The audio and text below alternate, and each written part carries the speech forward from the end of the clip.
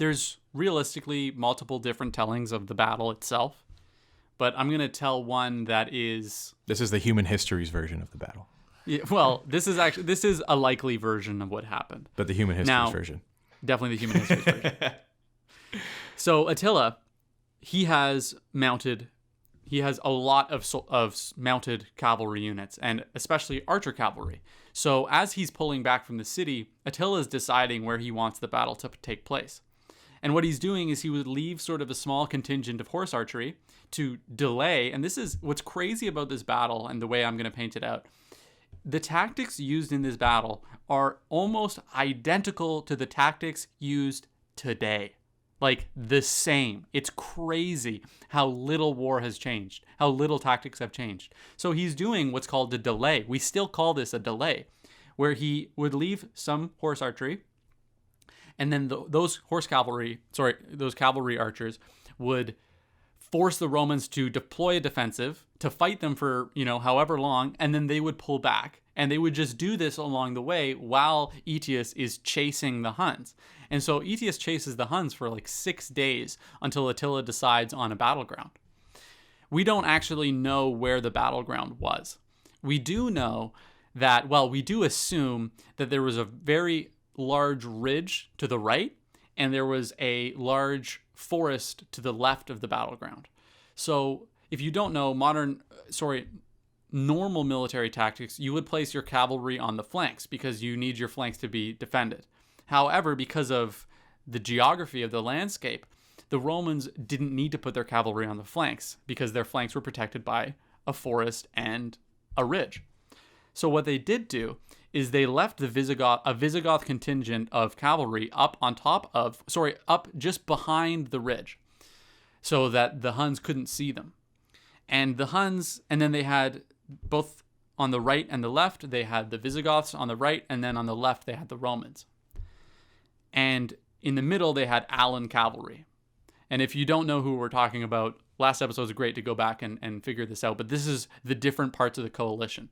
And this is why the Visigoths are such an important factor at this battle. One of the suspected reasons they had the Alans in the middle, this happens all throughout ancient warfare. You'll see in like a Greek phalanx, they'll be the most experienced men at the front and at the back, and they'll put the people who they think are most likely to run in the center. That way there's nowhere for them to go. And that was kind of the situation with the Alans. If you remember, the leader of the Alans, Sangaban, had promised to open the city to Attila. So the Alan citizenry were pretty legit, but their leadership they were questionable. So that they had placed them in a position where, like, listen, you guys are getting hammered first, and there's no running here, right?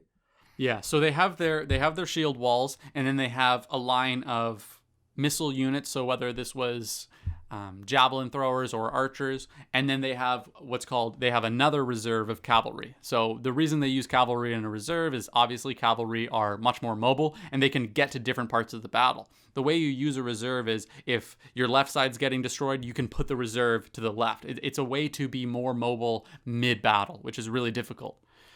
So what happens is the Huns attack the center and they rout the Alan cavalry. Like Ashton was saying, the Alans were not exactly the most motivated soldiers of this battle. And they rout the Alan cavalry. Now the Roman center is open, and Attila pulls his horsemen back, and then he runs them along the lines of Roman and Visigoth soldiers, and they shoot their arrows. But they actually lose quite a few soldiers doing this because the shield walls are up. The Huns don't do much damage, but the archers from behind the Romans and the Visigoths actually do kill quite a few of the Hun cavalry.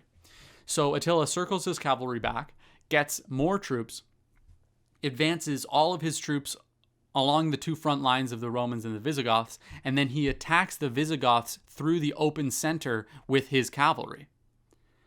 Now, the reserve cavalry that Aetius has... Is it Aetius? Aetius. Yeah, Aetius has. The reserve cavalry he uses them to sort of get the Alans under control again, and he attacks the center that has now been exposed. This is when King Theodoric dies. It's when King Theodoric's men are being flanked by Hun cavalry and attacked from the front by Hun infantry that he gets killed. Now remember, earlier I talked about a smaller contingent of cavalry hidden behind this ridgeline, this very important ridgeline. This is King Theodoric's son. Now, I'm telling this story, and it is a bit dramatized. We don't know if Theodoric's son, heard about this. But all we do know is that he comes down from the ridgeline, flanks the Huns, who don't see this cavalry unit that's been hiding behind the ridgeline, and just smokes them along in front of the Visigoth frontier. So this is a way, and this is an example of the story that could explain how the Huns were defeated this day. But what's important is the Romans and their coalition defeat the Huns.